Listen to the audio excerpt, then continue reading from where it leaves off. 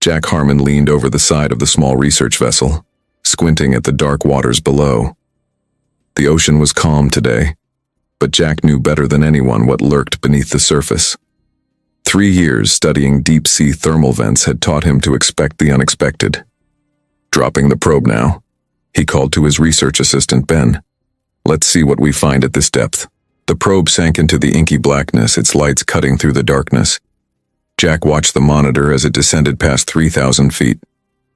The thermal vent came into view, spewing superheated water into the cold ocean.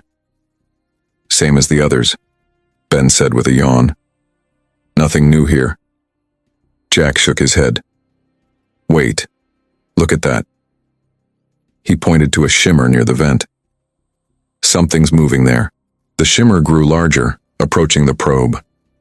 It was about the size of a small dog, translucent with faint blue veins pulsing beneath its surface. It had no visible eyes but seemed to study the probe with curiosity. "What is that thing?" Ben asked, leaning closer to the screen.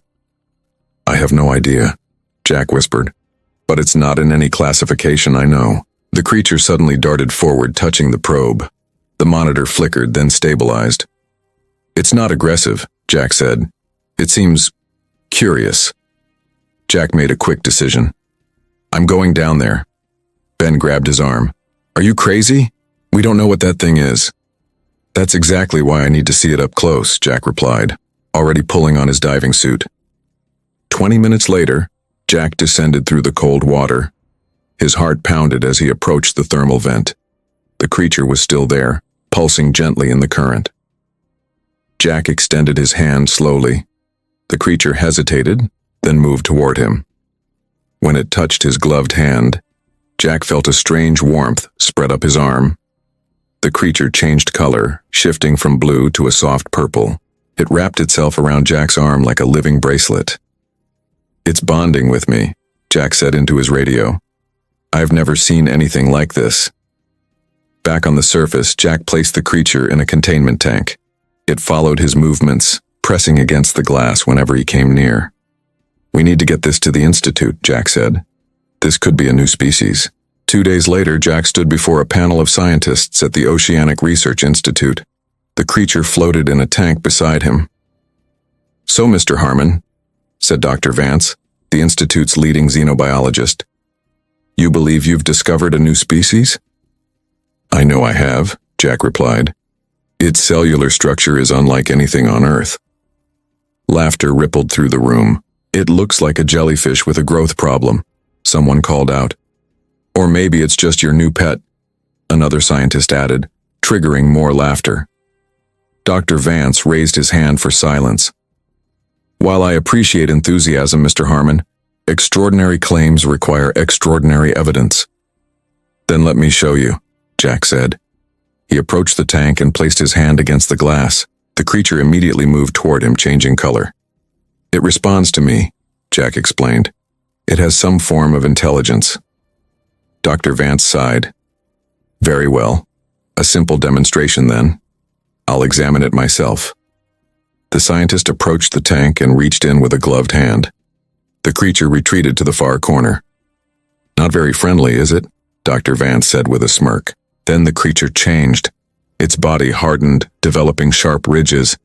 It shot across the tank and latched onto Dr. Vance's arm, cutting through his glove. Dr. Vance screamed as the creature began to glow, pulsing red. It was no longer the gentle being Jack had discovered. "Get it off," Dr. Vance yelled, thrashing his arm. Jack lunged forward, grabbing the creature. It immediately calmed at his touch, returning to its blue color. As security rushed in, the doors to the conference room burst open. Men in black military uniforms entered, weapons drawn. "Secure the specimen," their leader ordered. He turned to Jack. "Mr. Harmon, we need to talk. That thing you found? We've seen it before, and it's not from Earth." Jack sat in a cold metal chair inside a windowless room deep beneath the Oceanic Research Institute. The military officer across from him introduced himself as Commander Ryan Wells. "That creature you found is called a Hydra Scout," Wells said, sliding a folder across the table. "We've been tracking them for 7 years now." Jack opened the folder. Inside were photos of creatures like his, but larger and with more defined features. Some had what looked like weapons growing from their bodies. "I don't understand," Jack said. "Where do they come from?" "Space," Wells replied flatly. "More specifically, we believe they originated in the Europa Ocean, under the ice of Jupiter's moon." Jack laughed, then stopped when he saw Wells wasn't joking. "You're serious?" "Dead serious. We're at war, Mr. Harmon. A silent war happening in the deepest parts of our oceans." Wells pressed a button on a remote. A screen on the wall lit up showing underwater footage. Jack watched in horror as massive ships, organic-looking vessels larger than submarines, moved through the deep ocean. Smaller creatures swarmed around them like pilot fish. "They've established bases in our deepest trenches," Wells continued. "We've lost 3 submarines and over 40 men trying to gather intelligence." Jack's mind raced. Why hasn't the public been told? Global panic? Economic collapse? Take your pick. Wells leaned forward. "But your pet is different. It bonded with you. That's never happened before." A door opened and 2 soldiers brought in a tank containing Jack's creature. It pulsed blue when it saw him. "We need your help, Harmon. Your connection to this thing makes you valuable." "What do you want me to do? Join Project Poseidon? Help us understand these things, help us fight them?" Jack approached the tank. The creature pressed against the glass toward him. "It's just a baby," he said quietly. "Exactly," Wells replied. "The adults are commanding their forces. They're smarter, stronger, and completely hostile." Jack placed his hand on the glass. The creature mirrored his movement. "I'll help," he said, "but I won't let you hurt it." 3 weeks later, Jack stood in a massive underwater facility. The walls were reinforced steel, and armed guards patrolled every corridor. Through large windows, he could see the dark ocean outside. Jack worked with scientists to understand his creature, which he'd named Echo. They discovered he could communicate with it through images in his mind. Echo would respond by changing colors and shapes. "Try again," said Dr. Lisa Reeves, the lead scientist. "Ask it about the invasion fleet." Jack closed his eyes, picturing large ships moving toward Earth.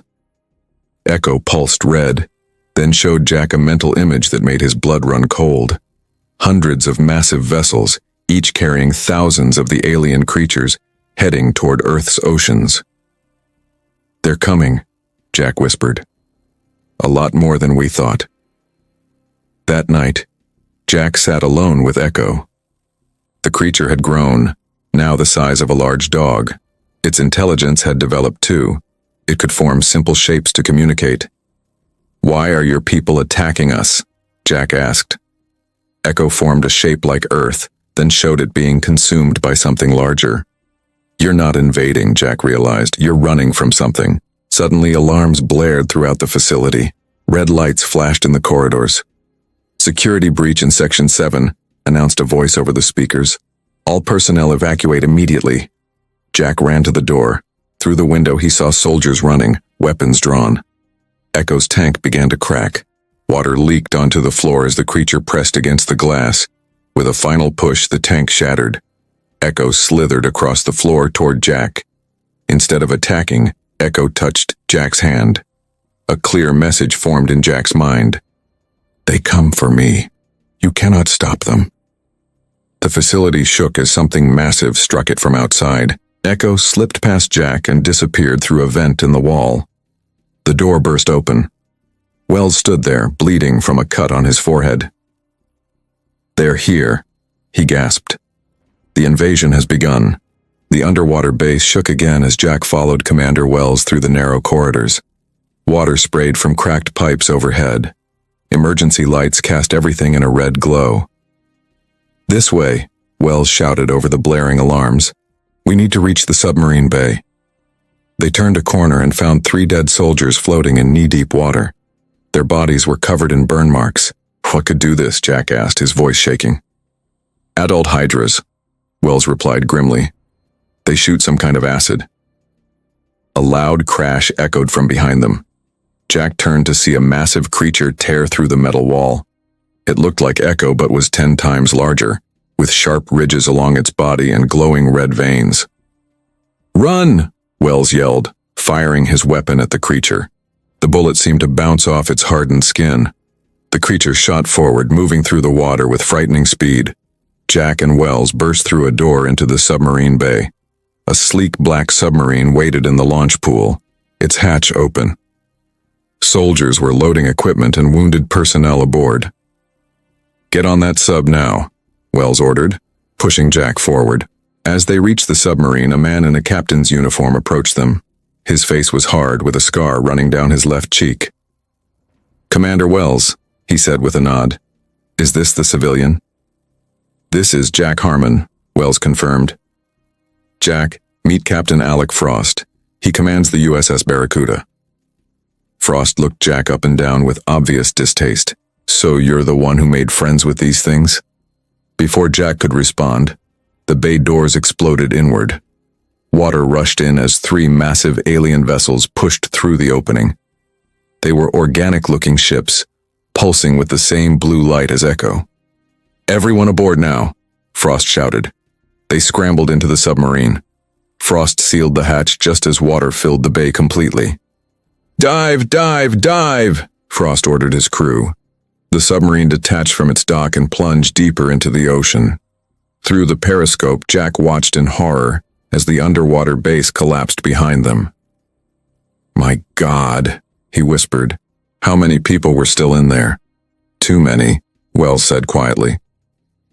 The submarine's sonar operator called out, "Captain, we have multiple contacts following us. They're fast." Frost turned to Jack. "You're supposed to be the expert. What do we do?" Before Jack could answer, he felt a strange tingling in his mind, a familiar presence. "Echo," he whispered. The submarine shuddered as something attached to its hull. "We've been hit," the first officer shouted. "Negative," the engineer replied, checking his instruments. "Something's on the hull, but it's not attacking." Jack closed his eyes, focusing on the presence in his mind. Images flooded his consciousness. The alien fleet, Earth's oceans changing color, humans in tanks being studied. "They're terraforming our oceans," Jack said, opening his eyes. "They're changing the chemical composition to match their homeworld." "How do you know that?" Frost demanded. "Because Echo is telling me," Jack replied. "He's outside the submarine right now." Wells and Frost exchanged looks of disbelief. "It's true," Jack insisted. "Echo has changed. He's bigger now, more intelligent, and he's trying to help us." "Why would it help us?" Frost asked. "Because it bonded with me. It's caught between 2 worlds now." The submarine rocked violently as something massive struck it from the side. "That wasn't Echo," Jack said, grabbing onto a railing for support. Through the viewport, they saw a massive alien vessel approaching. It fired some kind of energy weapon that cut through the water like a laser. "Evasive maneuvers," Frost ordered. The submarine dove deeper, but the alien ship followed. Suddenly, Echo appeared in front of the viewport. He had grown to the size of a small car, his body now covered in armor-like plates. He turned toward the attacking vessel and shot forward, colliding with it at high speed. The alien ship veered off course as Echo tore into its hull. "He's fighting them," Jack said in amazement. A blinding flash lit up the ocean as Echo and the alien vessel exploded in a ball of energy. Jack screamed, clutching his head. He fell to his knees as pain shot through his mind. "Harmon, what's happening?" Wells demanded. The pain subsided, replaced by a strange clarity. Jack could suddenly see through multiple eyes, feel the ocean in ways he never had before. "Echo is gone," Jack said, his voice different somehow. "But he's also here." He tapped his temple. "Inside my mind, I can see what they see now. I can feel what they feel." "What are you saying?" Frost asked. Jack looked up, his eyes now faintly glowing blue. "I'm saying I know where their command center is, and I know how to stop them." Jack stood in the submarine's war room, his hands pressed against a map of the Mariana Trench. His eyes glowed faintly blue in the dim light. "Their command ship is here," he said, pointing to a spot near the bottom of the trench. "It's massive, about the size of an aircraft carrier." Captain Frost looked skeptical. "That's over 36,000 feet deep. No submarine can withstand that pressure." "Theirs can," Jack replied. "And now so can I." Wells stepped forward. "What do you mean?" "When Echo died, he passed something to me. His ability to survive the deep, his connection to the hive mind." Jack looked up. "I can go down there. I can see through their eyes. They won't detect me." 4 hours later, Jack sat in a small stealth pod attached to the Barracuda's hull. With him were 3 Navy SEALs, Rodriguez, Cooper, and Mason. "This is insane," Cooper muttered, checking his specialized underwater weapon. "We're going to die down there." "Not if Jack's connection works," Rodriguez said. "Right, Harmon?" Jack nodded, though his confidence was shaky. He closed his eyes, focusing on the alien presence in his mind. He could feel thousands of them, moving through the water like a single organism. "Ready to detach," Mason said into his radio. The pod released from the submarine with a soft thud. They began their descent into the darkness. As they sank deeper, Jack's mind expanded. He could feel the pressure but wasn't harmed by it. Through alien eyes, he watched human submarines fighting a losing battle against the invaders near the surface. "We're passing 20,000 feet, Mason announced, hull integrity holding. Jack guided them through the darkness, avoiding alien patrols. After an hour of tense silence, they reached the bottom of the trench. The alien mothership loomed before them, a massive structure that pulsed with blue-green light. It was partly embedded in the ocean floor, with what looked like roots extending into the earth. "It's not just a ship," Jack whispered. "It's terraforming the planet from the bottom up." They attached their pod to the hull of the mothership. Jack led them through an opening that looked like a mouth. Inside was a network of organic corridors that seemed to breathe. "Stay close," Jack warned, "and don't touch anything." They moved deeper into the ship. Jack's connection to the hive mind created a camouflage effect, making the aliens ignore their presence. "There," Jack pointed to a large chamber ahead. "That's where they're keeping the human prisoners." They entered the chamber and froze in horror. Dozens of humans floated in transparent sacks filled with liquid. Tubes connected them to the ship's walls. "They're studying us," Jack said, "learning how we function." Rodriguez spotted a familiar face. "Look, it's Dr. Vance from your research institute." Jack approached the sack containing Dr. Vance. The scientist's eyes were open, aware. His body had begun to change, with blue veins visible beneath his skin. "He's being transformed," Jack realized. "They're trying to make hybrids." Jack placed his hand on the sack. Suddenly, Dr. Vance's eyes focused on him. Recognition flashed across his face. In that moment, Jack's emotional response disrupted his psychic camouflage. An alarm wailed throughout the ship. The walls pulsed red. "They know we're here," Mason shouted. "Free as many as you can," Jack ordered. "I'll try to hold them off." Jack turned to face the corridor as alien guards rushed toward them. He raised his hands, focusing Echo's power through his mind. A wave of energy pushed the aliens back. "I can't hold them for long," he gasped, the effort draining him. Cooper and Rodriguez began cutting open the sacks, freeing the least transformed humans. Mason set explosive charges around the chamber. 2 minutes until detonation," Mason called. "We need to move." They retreated down a different corridor, supporting the weakened prisoners.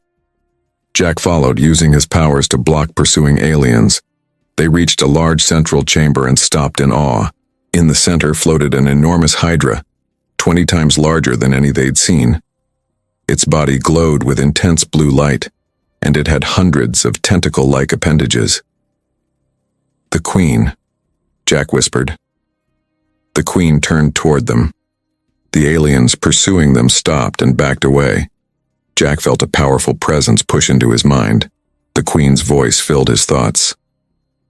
"The bonded one," she said. "We have been waiting for you." Jack stood frozen as the Queen's voice echoed in his mind.